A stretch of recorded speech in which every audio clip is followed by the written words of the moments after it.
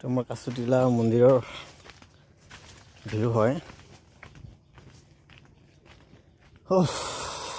আগতে দেখাইছোঁ, মই বহুতবাৰ দিছোঁ ভিডিঅ', আপোনালোকে চাব। এইটো ব্ৰহ্মপুত্ৰ নদী হয়।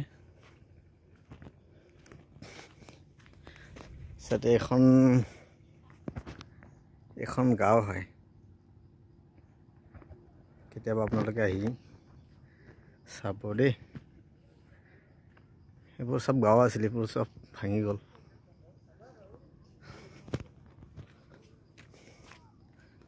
এতিয়া বৰ্তমান আপোনালোকে এটা বস্তু দেখাই আছোঁ দেই, চাব আপোনালোকে।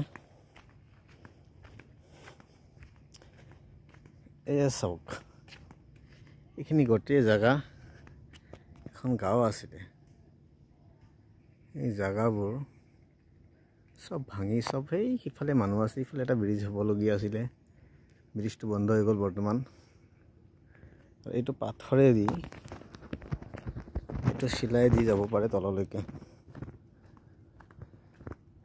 একদম তললৈকে। সেইটো নৌকা লৈ গৈ আছে চব।